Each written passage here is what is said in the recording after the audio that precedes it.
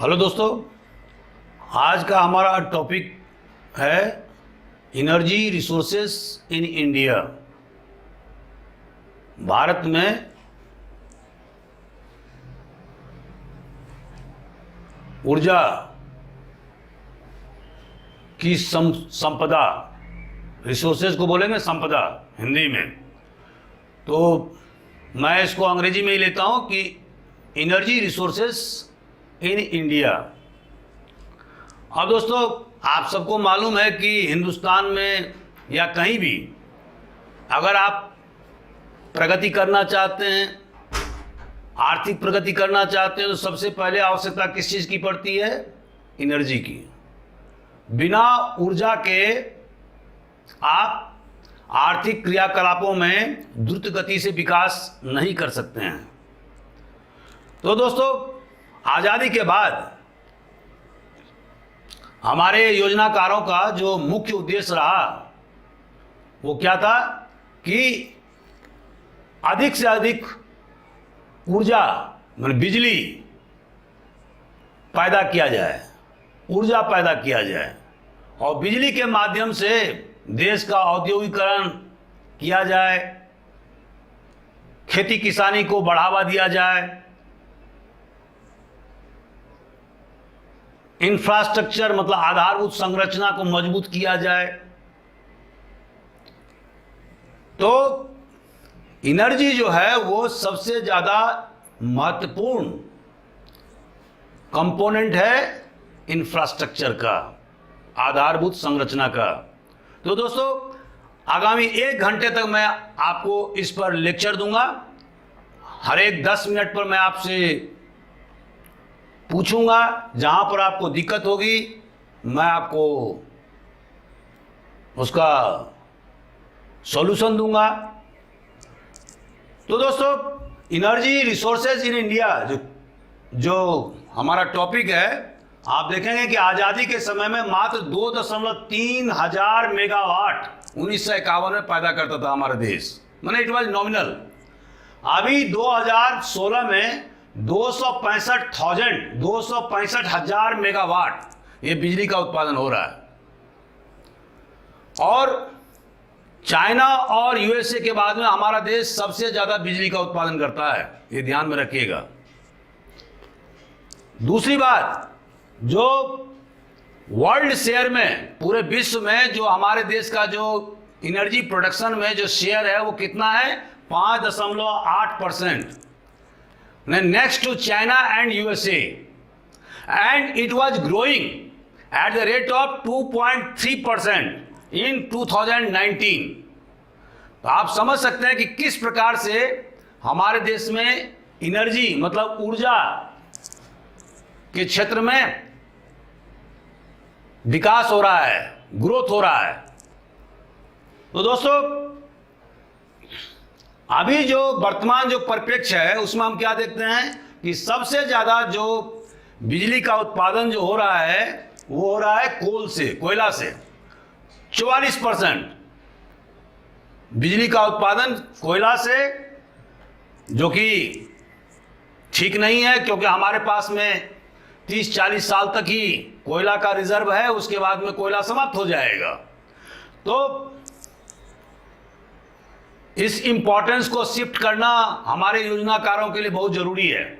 दूसरा पॉइंट है, जो बायोगैस और जो वेस्ट है उससे 21.2% एनर्जी पैदा हो रहा है, बिजली पैदा हो रहा है, और नेचुरल गैस से 5.8% पैदा हो रहा है। ये खाका मैंने आपको प्रस्तुत किया है और धीरे धीरे मैं बताऊंगा कि किसका कितना शेयर है। दोस्तों, अगर आप एनर्जी को डिवाइड करेंगे तो इसके अनेक प्रकार के डिवीजन हो सकते हैं। जैसे पहला, कन्वेंशनल और नॉन कन्वेंशनल। जैसे मैंने अभी बोर्ड पर लिखा है कि कन्वेंशनल में क्या क्या क्षेत्र आते हैं, what are the fields that are included in conventional source of energy.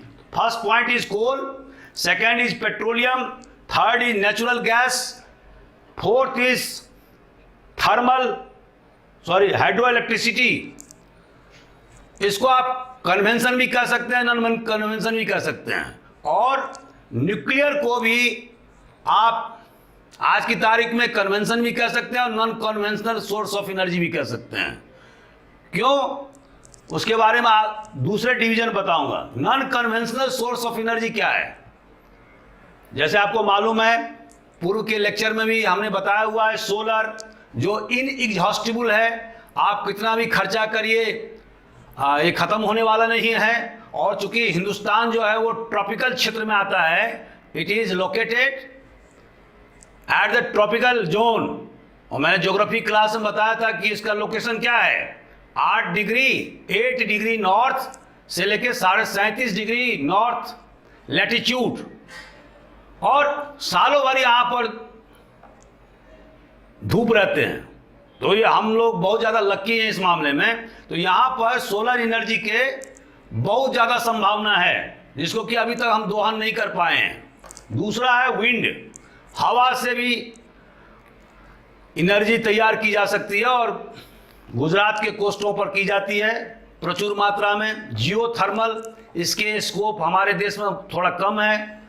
और बायोगैस आप जानते ही हैं, जो अभी हमने बताया, इसके भी बहुत ज़्यादा स्कोप है। जो टोटल 21.2% जो टोटल जो एनर्जी जो प्रोडक्शन होता है हमारे देश में, उसमें 21.2% इसकी भागीदारी है। और इसके अलावा टाइडल, ज्वार भाटा से भी बिजली पैदा की जाती है। तो these are the components of non conventional source of energy. एक और प्रकार से इसका डिवीजन हो सकता है, and what is this? Renewable और नॉन रिन्यूएबल।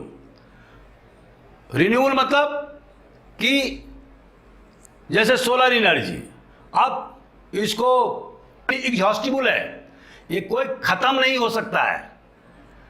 आप रिन्यू कर सकते हैं उसको, बार बार कर सकते, जैसे टाइडल, जैसे बायोगैस, जियोथर्मल या विंड या इवन एटॉमिक जो एनर्जी पैदा करते हैं, that is also a source of renewable energy, क्योंकि वो खत्म नहीं होता। तो दोस्तों, ये और कुछ जो नॉन रिन्यूएबल है, मतलब जिसको कि एक बार इस्तेमाल करने के बाद में आप दोबारा इस्तेमाल नहीं कर सकते। सब फॉर एग्जाम्पल कोल, कोयला, पेट्रोलियम। एक बार आपने पेट्रोलियम पदार्थ का इस्तेमाल कर लिया, उसके बाद दोबारा आप इस्तेमाल नहीं कर सकते। नेचुरल गैस, या तो ये सारे जो non renewable source of energy हैं, तो इसको बचा के रखने की आवश्यकता है, ताकि पूरी तरह से हम खत्म ना कर दें। तो दोस्तों, ये दूसरे प्रकार का हुआ, एक non renewable source of energy, एक रिन्यूएबल सोर्स ऑफ एनर्जी। एक तीसरा भी प्रकार होता है, एंड व्हाट इज दिस? वो होता है commercial and non commercial. Commercial and non commercial, इसका मतलब क्या हुआ? जैसे गांव देहातों में आप देखते होंगे कि जैसे फ्यूल वुड है, जलावन के लकड़ी, या चारकोल, या गोबर से बने हुए कंडा, जिसको कि कौ डंग बोलते हैं अंग्रेजी में, या एनिमल वेस्ट, या animal power, all these things are included in non commercial source of energy. और ये हमारे देश में प्रचुर मात्रा में मिलता है, क्योंकि हमारे यहाँ जो एनिमल पावर है वो विश्व में सबसे ज़्यादा है। तो इसीलिए जो non commercial source of energy है वो भी बहुतायत में हमारे देश में मिलता है। तो these are the kinds of the sources of energy. दोस्तों, अब इसके बाद में दोस्तों कोल, पहले हम लेते हैं कोल को, कोयला। अब जैसे अभी अब आपको मैंने बताया कि एनर्जी सोर्सेज में कोयला का हमारे देश में बहुत महत्वपूर्ण स्थान है। और अभी जो टोटल जो इलेक्ट्रिसिटी पैदा होता है उसमें कोयला 44% जो है ना उसकी भागीदारी है। लेकिन विडंबना क्या है, प्रॉब्लम क्या है कोयले के साथ में? 2-3 बातें हैं, उसको नोट करिए। पहला कि कोयला एक कंसंट्रेटेड एरिया में मिलता है। बहुतायत में कोयला जो है एक कंसंट्रेटेड एरिया में मिलता है, जैसे झारखंड, छत्तीसगढ़, उड़ीसा, ये जो बेल्ट है यहां पर कोयला 90% से ज्यादा मिलता है हिंदुस्तान में।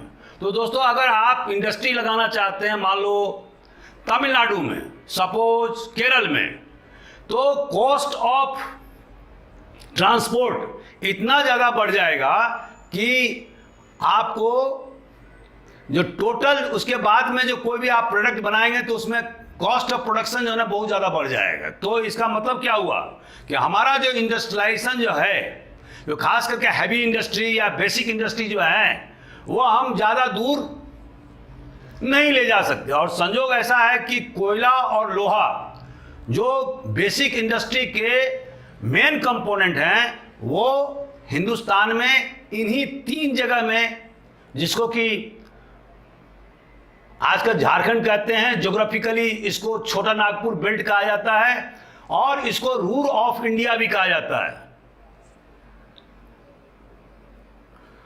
तो यहां पर जो है कंसंट्रेशन है। दूसरा माइनस पॉइंट क्या है कि हमारे पास में हाई ग्रेड क्वालिटी का कोयला नहीं है। इसके कारण से हमें कोकिंग कोल जो है ना विदेशों से आयात करना पड़ता है। ये हमारा माइनस पॉइंट है। दोस्तों, जैसा कि आप जानते हैं कि 4 प्रकार के कोयले हमारे देश में उपलब्ध है। पहला पीट,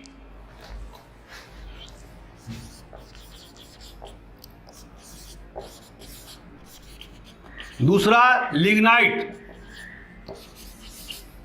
तीसरा बिटुमिनस,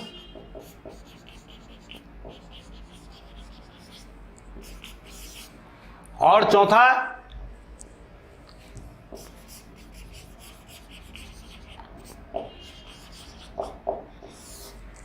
कौन सा?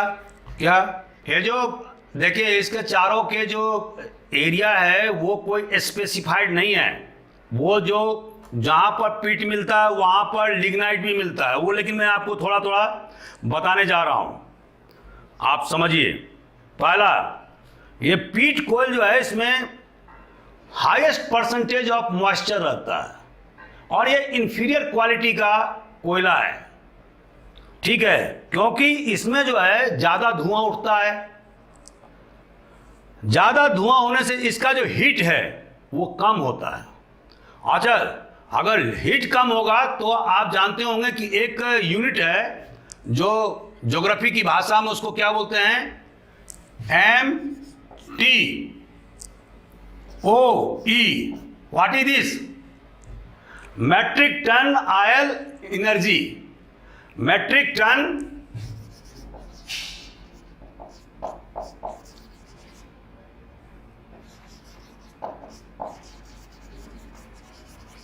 अब दोस्तों, मैट्रिक टन आयल एनर्जी का मतलब क्या हुआ? इसका मतलब हुआ कि 1 टन आयल मतलब तेल, मतलब पेट्रोल जलाने पर जितना एनर्जी पैदा होता है उससे जो है ना कोई भी चीज को जो है ना हम तुलना करते हैं, उसी वो एक रेफरेंस पॉइंट है कि मान लीजिए कि 100 क्विंटल कोयला जलाने पर हमें मान लो एक किलो कोयला हमने जलाया सपोज, तो उसको कंपैरिजन में 1 किलो या 1 लीटर तेल को जलाने पर कितना ज्यादा एनर्जी पैदा हुआ? मान लो सपोज 5 हॉर्स पावर पैदा हुआ, और अगर कोयला जलाते हैं 1 किलो तो मान लो 1 हॉर्स पावर या 2 हॉर्स पावर जो है वो कोयला एनर्जी पैदा हुआ। तो इसका मतलब जो हम कोल का जो कैपेसिटी है इस MTOE के माध्यम से वो क्या है, 2.5 गुना कम है। तो इस आधार पर इसका पूरा कैलकुलेशन किया जाता है। आपका जो क्वेश्चन था कि ये जो पीट, लिग्नाइट, बिटुमिनस और जो एंथ्रेसाइट है ये कहाँ कहाँ पाया जाता है। तो दोस्तों आपको मैं बता दूं कि हमारे यहाँ हिंदुस्तान में दो प्रकार के कोयले पाए जाते हैं। पहला गोंडवाना टाइप ऑफ कोल और दूसरा टर्सरी टाइप ऑफ कोल। अब एक तो ये विभाजन है, इसमें 98% जो है ना गोंडवाना टाइप ऑफ कोल मिलता है। और जो इसका जो एरिया है वो मैंने आपको अभी बताया कि एरिया क्या है कि दामोदर वैली, झारखंड, उड़ीसा, छत्तीसगढ़, ये सारे जो एरिया हैं ये गोंडवाना टाइप ऑफ कोल मिलता है। और 2% जो मिलता है उसको बोलते हैं टर्सरी टाइप ऑफ कोल। ये कहाँ पाया जाता है? ये अरुणाचल प्रदेश, आसाम, गुजरात, जम्मू कश्मीर, नागालैंड, तमिलनाडु, इन सब इलाकों में टर्सरी टाइप। और इस टर्सरी टाइप कोल को क्या बोलते हैं? एक दूसरा नाम भी है, जो नोट कर लीजिए, ब्राउन कोल, भूरा कोयला। एक तो ये क्लासिफिकेशन हुआ और दूसरा क्लासिफिकेशन मैंने क्या कहा कि 4 प्रकार के क्लासिफिकेशन आपको बताया मैंने। पहला पीट, दूसरा लिग्नाइट, तीसरा बिटुमिनस, चौथा एंथ्रेसाइट। आपका क्वेश्चन ये था कि ये चारों प्रकार के जो कोयला है वो कहाँ कहाँ मिलता है। तो दोस्तों जैसे मैंने पीट बताया, अब ये most inferior quality of coal है और ये आपको सारे झारखंड के इलाके में मिलेंगे। जहाँ आपका कोयला मिलता है ना, उड़ीसा में या आपका जो गोंडवाना ट्रैक्ट में जो भी इलाका पड़ता है, ये इलाका कौन सा है? उड़ीसा, झारखंड, छत्तीसगढ़। और ये जो बेल्ट है इसको गोंडवाना ट्रैक्ट्स भी बोलते हैं। तो यहाँ पर जो प्रचुर हिंदुस्तान का 90% कोयला जो है ना इसी क्षेत्र में मिलता है। तो यहाँ पर पीट कोयला भी मिलता है जो बहुत ज़्यादा धुआं करता है। दूसरे प्रकार का कोयला क्या है? लिग्नाइट। दोस्तों लिग्नाइट कोयला जो है उसको अभी मैंने क्या कहा आपको कि टर्सरी जो कोयला है उसको ब्राउन कोल भी कहते हैं और इसका दूसरा नाम क्या है? लिग्नाइट कोल भी है। तो दोस्तों ये कहाँ पाया जाता है? अभी मैंने आपको बताया कि निवेली में, पालना राजस्थान में, उत्तर प्रदेश में, जम्मू कश्मीर में, इन सब इलाकों में लिग्नाइट कोल, जिसको ब्राउन कोल भी कहते हैं और जिसको टर्सरी कोल भी कहते हैं, ये इन इलाकों में पाया जाता है। तो तमिलनाडु और इसके अलावा गुजरात और केरल में भी थोड़ा थोड़ा ये लिग्नाइट कोल पाया जाता है। इसके बाद में एक और कोयला है जिसको बोलते हैं बिटुमिनस, जो मैंने लिखा, उसको दूसरा नाम क्या है? ब्लैक कोल, काला कोयला भी इसको कहते हैं। और हजारों लाखों वर्षों के, आप जानते हो कोयला कैसे बनता है? तो वैज्ञानिकों का ये कहना है कि लाखों वर्षों के दबाव के कारण जो सेडिमेंट्री रॉक है, आपको मालूम होना चाहिए कि 3 प्रकार के रॉक होते हैं जो आपको ज्योग्राफी की क्लास में हमारे टीचर ने पढ़ाया होगा, इग्नियस, सेडिमेंट्री एंड मेटामॉर्फोसिस। जो 3 प्रकार के रॉक होते हैं, तो इसमें जो कोल का जो फॉर्मेशन होता है जियोलॉजिकली वो कैसे होता है? सेडिमेंट्री रॉक में। और सेडिमेंट्री रॉक में अंडर द प्रेशर, हजारों साल, लाखों साल के प्रेशर के कारण कोल का, कोयला का निर्माण होता है, जिसके बारे में आप जानते होंगे। दोस्तों जो बिटुमिनस कोल है उसमें 60 to 80% कोल होता है और हमारे देश में ये सबसे ज्यादा कमर्शियली यूज किया जाता है। ठीक है,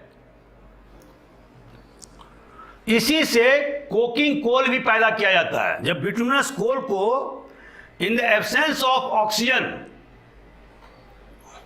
हीट किया जाता है, गर्म किया जाता है, तो उससे कोकिंग कोल बनाया जाता है। क्योंकि आपको मैंने अभी पहले बताया था कि कोकिंग कोल का भारी अभाव है हमारे देश में, इसलिए विदेशों से मंगाना पड़ता है। और दोस्तों कोकिंग कोल का इस्तेमाल कहाँ होता है? For the formation of steel. Steel के, इस्पात के उत्पादन में कोकिंग कोल का महत्वपूर्ण, मानो एक महत्वपूर्ण कंपोनेंट है। तो इसको कैसे बिटुमिनस कोल को जब without the availability of oxygen जब हीट किया जाता है तो कोकिंग कोल का निर्माण होता है, और इस कोकिंग कोल को इस्पात बनाने में किया जाता है। ये बिटुमिनस कोल जो है वो कहां कहां मिलता है, जो आपका क्वेश्चन था।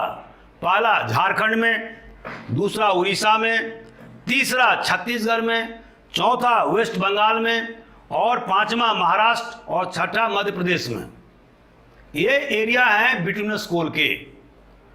दोस्तों एक लास्ट प्रकार का जो कोल है उसका नाम है एंथ्रेसाइट।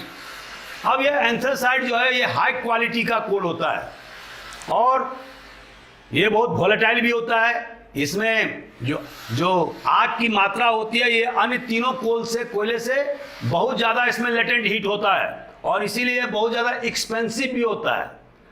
ये भी मिलता है हमारे देश में, जो झारखंड के एरिया में और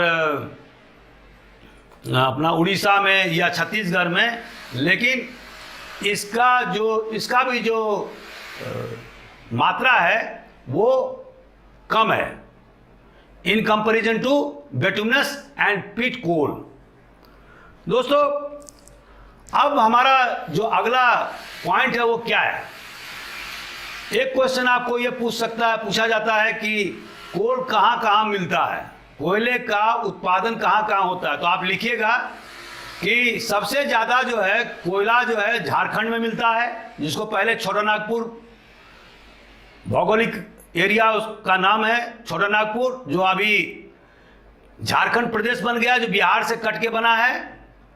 दूसरा उड़ीसा, तीसरा छत्तीसगढ़ जो मध्य प्रदेश से कट के बना है, चौथा वेस्ट बंगाल, और पांचवा मध्य प्रदेश।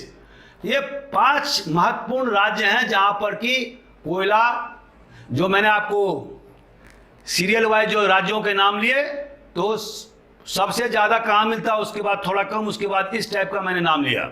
ये 5 प्रकार के जो राज्य हैं उसमें सबसे ज़्यादा झारखंड में 29, पूरा जो हिंदुस्तान में जो कोयला मिलता है उसका 29%, 29% जो है वो केवल झारखंड में मिलता है। उसके बाद 24% उड़ीसा में, और 16% जो है वो छत्तीसगढ़ में, 11% मध्य प्रदेश में, और इस तरह से आंध्र प्रदेश, महाराष्ट्र, उत्तर प्रदेश, इन सब राज्यों में भी बहुत कम मात्रा में लेकिन कोयला मिलता है। दोस्तों लेकिन प्रोडक्शन के मामले में, as far as the production, annual production is concern, सबसे ज्यादा प्रोडक्शन कहाँ हो रहा है, पीट। ये सब प्रकार देखिए, ये जो कोयले हैं, केवल लिग्नाइट को कोयला जो मैंने आपको ब्रोन कोल को बताया, वो क्या बताया मैंने, आप कंफ्यूज मत होइए। मैंने कहा कि ये टर्सरी टाइप ऑफ कोल है, और इसके क्षेत्र भी हैं, क्योंकि ये 2% मिलता है पूरे भारतवर्ष में। You know, lignite coal is also called brown coal, and where they are found, Arunachal Pradesh, Assam, Gujarat, Kerala, Jammu Kashmir, Nagaland, Tamil Nadu, ये सब क्षेत्रों में थोड़े थोड़े मात्रा में मिलते हैं। अभी हमारे देश के जो औद्योगिकीकरण के जो विकास है, इनमें इनका जो योगदान है वो क्या है, नेग्लिजिबल ही है, ठीक है, क्योंकि इनका मात्रा हमारे देश में ज़्यादा मिलता नहीं है। Only 2% are available. अब आप समझ सकते हैं 98% क्या है, गोंडवाना टाइप ऑफ कोल, और इसका कंसंट्रेशन सबसे ज़्यादा कहाँ है, झारखंड में, उड़ीसा में, हाँ, और छत्तीसगढ़ में। मध्य प्रदेश में भी मिलता है शहडोल इलाका में, लेकिन उनकी तादाद कम है। ओनली 11% आप लिखिएगा, चूंकि एमपीपीएससी दे रहे हैं, तो only 11% of the entire coal available in the country is found in Madhya Pradesh. तो दोस्तों एंथ्रेसाइट, तो इस प्रकार से 4 प्रकार के कोयले, और इसमें सबसे ज्यादा जो बेहतर क्वालिटी का कोयला होता है, जिसमें कि बहुत ज्यादा ताप होता है, हीट होता है, वो है एंथ्रेसाइट, और ये सबसे ज्यादा महंगा कोयला भी है, लेकिन इसकी तादाद बहुत कम है, और ये भी छोटा नागपुर बेल्ट में मिलता है। और इसी सिंगरौली के कोयले के उत्पादन से वहां पर जो ओबरा थर्मल प्लांट है, ओबरा लिख लीजिए, OBRA, वहां पर कोयले का सप्लाई से, थर्मल प्लांट से बिजली पैदा किया जाता है। एक और कोल फील्ड है मध्य प्रदेश में जो कहना मैं भूल गया था, पेंच कान्हा तवा कोल फील्ड। दोस्तों, it lies in the Chhindwara district and its quality, in quality it is like coking coal, मतलब हाई ग्रेड की कोयला मिलता है यहां पर। ठीक है, जो कोकिंग कोल के बारे में अभी हम बता रहे थे, वो जो हमारे यहाँ मध्य प्रदेश में इसका जो बेल्ट है वो कहाँ है, छिंदवाड़ा डिस्ट्रिक्ट में, जिसको नाम दिया गया है पेंच कान्हा तावा कोल फील्ड। अब पेंच कहाँ पर है ये आपको मालूम है, सिवनी में, एंड सिवनी में और छिंदवाड़ा के बॉर्डर पर है पेंच राष्ट्रीय उद्यान, जहाँ पर कि आपको टाइगर मिलते हैं, ठीक है, और विभिन्न प्रकार के जंगली जानवर मिलते हैं। ठीक है दोस्तों, कोल इंडिया, आपको एक क्वेश्चन, अभी तो ये तो प्रीलिम्स के लिए क्वेश्चंस अभी तक मैंने आपको बताया। अब जो मेंस जो क्वेश्चन, जो एग्जामिनेशन होगा, तो उसमें आपको पूछेगा कि what are the problems of coal industry in India. तो आप उसमें क्या क्या लिखेंगे। पहला, अनइक्वल डिस्ट्रीब्यूशन ऑफ कोल। जैसा मैंने आपको बताया कि कुछ राज्यों में तो कोल भरमार है, बहुत ज्यादा है, और कुछ राज्यों में तो कुछ भी नहीं है, जैसे पंजाब, हरियाणा, राजस्थान, ये जो इतना बड़ा बेल्ट है, या गुजरात में थोड़ा थोड़ा वो मिलता भी है लिग्नाइट, जिसको ब्राउन कोल मैंने आपको बताया, टर्सरी कोल। लेकिन ये जो इतना बड़ा बेल्ट है, दे आर टोटली डिन्यूडोर फॉर्म, माने कोल से रहित इलाका है, कोयला से रहित इलाका है।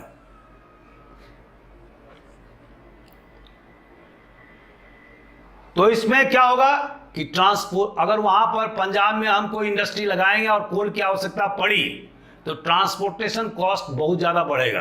तो इसका मतलब क्या हुआ कि कॉस्ट ऑफ प्रोडक्शन बढ़ जाएगा, और उसके कारण से हमारा जो मैन्युफैक्चर्ड गुड्स है वो इंटरनेशनल मार्केट में कंपीट नहीं करेगा। एक माइनस पॉइंट है। दूसरा, मैंने अभी आपको कहा पुअर क्वालिटी ऑफ कोल। जैसे मैंने आपको बताया कि हमारे देश में बहुत सारे इस्पात उद्योग लगाए गए हैं, इंडस्ट्री है, सलेम में, बोकारो में, भिलाई में, दुर्गापुर में, राउरकेला में, इन सब जगहों पर बड़े बड़े स्टील प्लांट लगाए गए हैं, और वहां पर कोकिंग कोल की आवश्यकता होती है, और भारत सरकार को करोड़ों रुपए खर्च करने होते हैं कोकिंग कोल को दूसरे देशों से आयात करने में। क्यों? कि हमारे यहाँ का जो कोल का जो, हालांकि मिलता बहुत आयत में, लेकिन उसका क्वालिटी जो है वो है इंफीरियर। ये समस्या है। तीसरा, कोयला खदानों से कोयला ले जाने के लिए जो ट्रांसपोर्टेशन सिस्टम जिस प्रकार का होना चाहिए वो कमजोर है, जिसके कारण से ट्रांसपोर्टेशन कॉस्ट बढ़ जाता है, और एक जगह से दूसरे जगह कोयला ले जाने में बहुत टाइम लगता है। चौथा, जो कोयले का जो खदान में जो खनन होता है, माइनिंग होता है, वो भी ऑब्सोलीट प्रकार का है, मतलब पुराने समय के हिसाब से। तो पर यूनिट प्रोडक्शन, जिसको प्रोडक्टिविटी कहते हैं, उत्पादकता कहते हैं, बाय ईच लेबर, पर लेबर, ये हमारे देश में सबसे कम है। इसको बढ़ाने की जरूरत है, ताकि माइनिंग का जो कॉस्ट है उसको कम से कम किया जाए with the support of the better technology. और अभी भारत सरकार इस पर प्रयासरत भी है। दोस्तों, एक पॉइंट जो माइनस है वो है शॉर्टेज ऑफ पावर सप्लाई। और जैसा कि मैंने आपको बताया कि 1965 के बाद से हमारे देश में लगातार जितना हम एनर्जी पैदा कर रहे हैं उससे ज़्यादा हम खर्चा कर रहे हैं, और इसके कारण से हमेशा कहीं ना कहीं पावर शॉर्टेज रहता है। हालांकि पूरे देश में इलेक्ट्रिफिकेशन कर दिया गया है, लेकिन अभी भी ये कोई कह नहीं सकता कि 24 घंटे बिजली देने की स्थिति में कोई भी राज्य है। तो व्हाट डज दिस इंडिकेट? मतलब यह है कि जितना हमारा कंजम्पशन है उससे कम हमारा प्रोडक्शन है, उस फ्रंट पर हमें आगे बढ़ना होगा चाइना की तरह। चाइना की तरह द्रुत गति से हमें एनर्जी प्रोडक्शन पर पूरा ध्यान देना होगा, बाय आवर ऑन एफर्ट और by FDI, foreign direct investment. इससे हम बच नहीं सकते। तो यहां पर पावर शॉर्टेज होने से खनन का काम रुक जाता है। और लास्ट में फायर, आपने देखा होगा कि बहुत सारे जो कोयला खदान है, जैसे झरिया, 40 साल से उसके नीचे आग लगी हुई है और हमारे बहुमूल्य कोयला जो स्टोर है वो बर्बाद हो रहा है। और हमारे पास भी इतना बड़ा टेक्नोलॉजी नहीं है कि हम आग को बुझा सकें। जमीनें धंस रही हैं और ये कोई 2-4 दिन से आग नहीं लगी है, बरसों से आग लगी हुई है झरिया और उसके आसपास जो झारखंड में पड़ते हैं और धनबाद के आसपास। और एक और इंपॉर्टेंट समस्या है वाटर लॉगिंग। आप देखते हैं खदानों में पानी भर जाता है, उसको निकालने में बहुत समय लगता है। ये these are the problems of coal industry. दूसरा जो हमारा टॉपिक होगा, आपको क्वेश्चन ये भी पूछ सकता है कि आपके द्वारा कोयला को संरक्षित करने के लिए क्या क्या प्रयास किए जा सकते हैं। तो दोस्तों, इसमें आप लिखेंगे कि जो पहला, जैसे कोकिंग कोल हमारे देश में बहुत कम मात्रा में मिलता है, तो उसको केवल हम मेटलर्जिकल पर्पसेस से इस्तेमाल करें, दूसरे अन्य पर्पस से ना करें। वैसे भी हम बहुतायत में उसको आयात करते हैं। दूसरा, जो लो ग्रेड जो कोयला है उसको नए टेक्निक के माध्यम से उसको वॉश करें। उसके जो इम्प्यूरिटीज है, जो उसको अशुद्धियां हैं, that has to be removed by the modern technology, so that the, मैंने आप जो अभी बताया था MTOE, metric ton oil energy बढ़ सके उसका। मतलब उसमें हीट का जो गुणवत्ता है, क्वांटिटी है, उसको बढ़ाया जा सके। अभी हमारे देश में एक बीमारी और है कि हम लोग क्या है कि जहां पर प्रचुर मात्रा में आसानी से कोयला मिलता है वहां तो उसको माइनिंग कर लेते हैं, फिर आगे बढ़ जाते हैं। ये नहीं होना चाहिए। अगर माइनिंग हो रहा है तो प्रॉपर तरीके से होना चाहिए और वहां जितने भी तादाद में कोयले मिलते हैं वो पूरी तरह से वहां से ट्रांसपोर्ट होने के बाद ही दूसरे खदान में जाने की अनुमति मिलना चाहिए। ये नहीं कि पर्टिकुलर खदान का, ए नाम के खदान का 50% आपने दोहन कर लिया, फिर बी नाम के खदान पर आप पहुंच गए और वहां पर भी 40% खदान का आपने यूटिलाइज किया और बाकी छोड़ दिया। तो वहां क्या होता है, फिर चोर, बदमाश, स्मगलर ये कोयले का कालाबाजारी करने शुरू कर देते हैं। तो क्योंकि वहां पर सुरक्षा व्यवस्था समाप्त हो जाती है, गवर्नमेंट के कर्मचारी या दूसरे लोग, प्राइवेट ऑपरेटर सब वहां से चले जाते हैं। तो ऐसी स्थिति में होना यह चाहिए कि कैजुअल वे में कभी भी माइनिंग की प्रक्रिया नहीं किया जाए, क्योंकि कोयला जो है वो हमारे एनर्जी रिसोर्सेज का बहुमूल्य कंपोनेंट है। एक और इंपॉर्टेंट फैक्टर है कि कोयला खदान में माइनिंग करते समय सेफ्टी, माना सुरक्षा का विशेष रूप से ध्यान रखा जाना चाहिए। और साथ साथ जो आपने देखा होगा, पहले भी हमारे देश में एक चास नाला माइनिंग में दुर्घटना हुआ था, जिसमें बहुत सारे मजदूर मारे गए थे 70-80 के दशक में। तो ये जो सेफ्टी नॉर्म्स है उसका विशेष रूप से ख्याल रखना चाहिए। और इसके अलावा जो इन्वायरमेंट है, जो पर्यावरण है, उसको नुकसान नहीं पहुंचे, उस पर भी विशेष रूप से ध्यान देने की आवश्यकता है। हमारे वैज्ञानिकों को प्रोत्साहित किया जाना चाहिए और नए नए जो माइंस हैं उसको डिस्कवर करने का, खोज करने का कोशिश किया जाना चाहिए। इसके अलावा हमें non conventional source of energy पर ज़्यादा फोकस करना चाहिए। और जो मैंने non conventional source of energy आपको solar, tidal, wind, biogas, geothermal, इसके बारे में बताया। उस पर ज़्यादा से ज़्यादा हमारा कंसंट्रेशन या उपयोग करने की होनी चाहिए, जैसे चाइना या दूसरे देश में हो रहा है, ताकि जो हमारा जो बहुमूल्य जो रिजर्व है कोयले के रूप में, वो उसको सुरक्षित रखा जा सके। और अंत में कड़े कानून का प्रावधान होना चाहिए, ताकि जो स्मगलर हैं, जो चोर हैं, जो इस तरह के कोयला कालाबाजारी कर रहे हैं, उनके खिलाफ में सख्ती से निपटने के लिए पुलिस को और एग्जीक्यूटिव को मजबूत किया जाना चाहिए, ताकि इस प्रकार की घटना धड़ल्ले से नहीं हो पाए।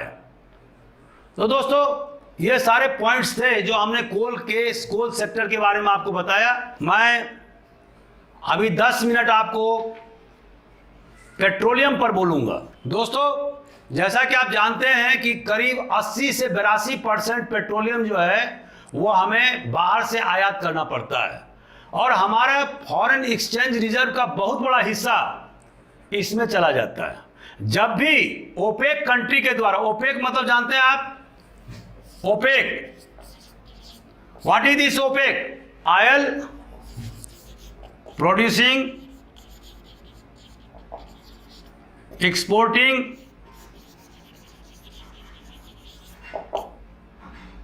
कंट्रीज। ये ओपेक संस्था करीब 27-28 देशों का एक ऑर्गेनाइजेशन है, जो बड़े बड़े तेल उत्पादक देश हैं, ठीक है। ये ओपेक संस्था बनाया हुआ है, और ये दाम को घटाने, दाम को बढ़ाने, इनकी मीटिंग होती है और ये बढ़ाते हैं, घटाते हैं, ठीक है। तो हमारा जो है वो 1973 से ये बीमारी शुरू हुआ, ठीक है। तो सबसे ज़्यादा जो हमारा जो फॉरेन एक्सचेंज है वो कहाँ चला जाता है? पेट्रोलियम पदार्थों के इंपोर्ट में, और इसकी तादाद बहुत ज़्यादा है, लगभग 82%। मतलब सिर्फ और सिर्फ हम 18% अपने देश की आवश्यकताओं की पूर्ति करते हैं इंडियन घरेलू उत्पादन से, जबकि सरकार के द्वारा बहुत प्रयास किए गए। अभी आपने देखा होगा कि पहले केवल जो है जो ऑयल जो प्रोड्यूस होता था वो कहाँ होता था? असम और उसके आसपास के इलाके में। अभी आपने देखा होगा कि बॉम्बे हाई में जो समुद्र में है, बॉम्बे से थोड़ी दूर में, गुजरात में, आंध्र प्रदेश में, तमिलनाडु में, अरुणाचल प्रदेश में, इन क्षेत्रों में भी ऑयल का दोहन किया जा रहा है, एक्सट्रैक्ट किया जा रहा है। लेकिन उसके बावजूद भी हम क्या देखते हैं कि सिर्फ और सिर्फ जो हमारा जो कंजम्पशन है उसमें सिर्फ हमारे घरेलू उत्पादन का कितना भाग है? ओनली 18%। यह हमारे लिए सबसे बड़ी समस्या है।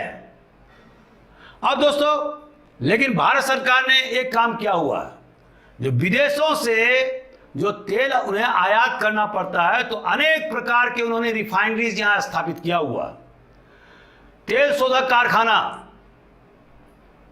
और जो विदेशों से तेल आयात होता है इसका रिफाइनरी होता है, और फिर भारत सरकार उसको एक्सपोर्ट करती है दक्षिण एशियाई देशों में और अन्य देशों में।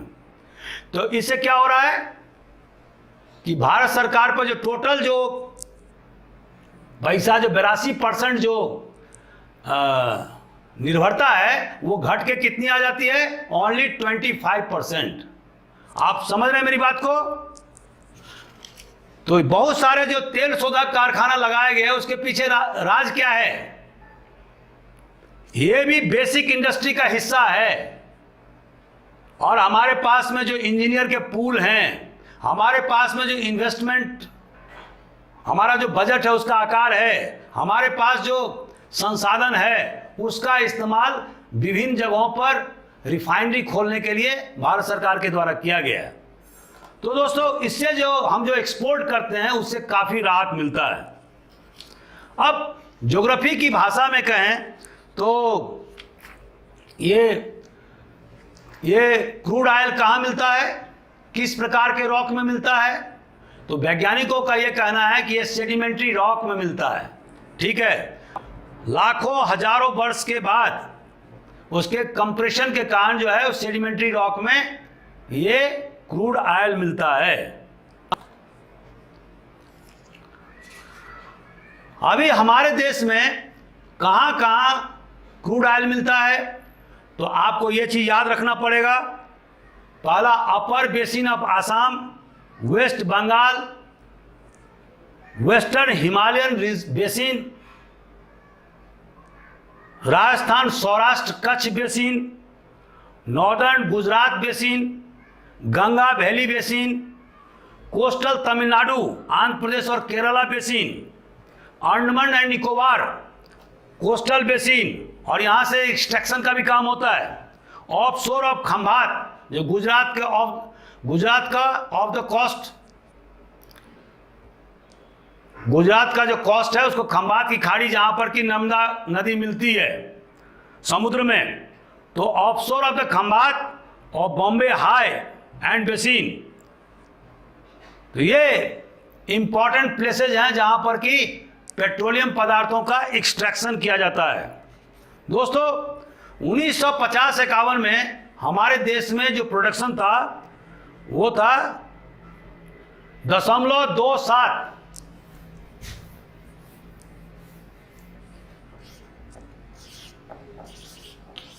0.27 मिलियन टन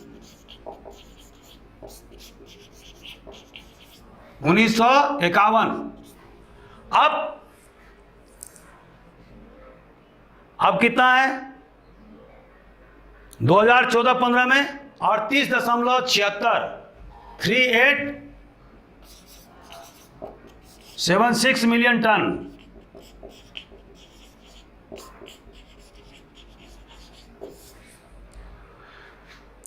तो आप समझ सकते हैं कि किस तरह से अधिक जो है ना एक्सट्रैक्शन का काम देश में हो रहा है। लेकिन चूंकि हमारे देश में पेट्रोलियम पदार्थ बहुतायत तो नहीं मिलता है, इसके कारण से हमें अधिक से अधिक पेट्रोलियम प्रोडक्ट्स अन्य देशों से, जैसे ईरान से, सऊदी अरबिया से, कुवैत से, इन देशों से पेट्रोलियम पदार्थों को आयात करना पड़ता है।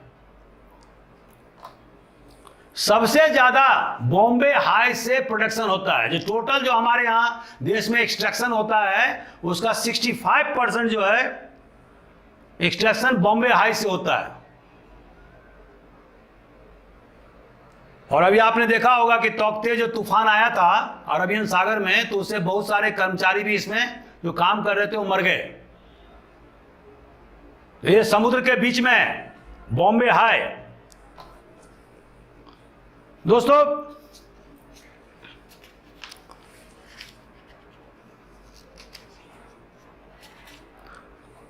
हमने पाइपलाइन के बारे में कल बहुत डिटेल में बताया था, तो आज मैं उसके बारे में नहीं बताऊंगा। और बहुत सारे क्रूड ऑयल को पाइपलाइन के माध्यम से एक जगह से दूसरे जगह ले जाने का काम हिंदुस्तान में बखूबी से चल रहा है।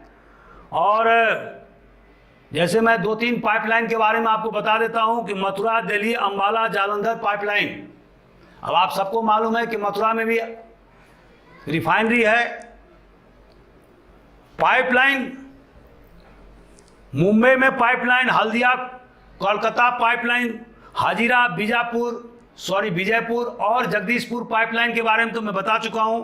यहां पर गैस का सप्लाई होता है, तो इसके बारे में और डिटेल में आपको नहीं बताऊंगा। तो दोस्तों मेन जो मुख्य जो माइनिंग क्षेत्र है पेट्रोलियम प्रोडक्ट्स के, उसका नाम आपको जो रिफाइनरीज हैं, जो तेल शोधक कारखाना है, उसके बारे में आपको बता देता हूं। ट्रॉम्बे, उसके बाद में विशाखापट्टनम, नूनामाटी, कोयाली, कोची, चेन्नई, हल्दिया, बोगाईगांव, बरौनी, ये सब जगह जो है तेल शोधक कारखाने हैं। मथुरा में नुमालीगढ़, जामनगर, करनाल, मैंगलोर, पन्नागुंडी ये तमिलनाडु में है, पचपादरा ये राजस्थान में। तो आपको सबसे बड़ा जो हमारे देश का भारत सरकार का जो तेल कंपनी है उसको बोलते हैं IOC, HPCL, BPCL, ये 3 इंपॉर्टेंट जो है ना वो तेल कंपनी है। दोस्तों तो अभी आज मैं अपने लेक्चर को यहीं विराम दूंगा, क्योंकि काफ़ी समय हो गया है, और कल मैं इसको पुनः कंटिन्यू करूंगा और कोशिश करूंगा कि इस टॉपिक को पूरी तरह से समाप्त किया जा सके।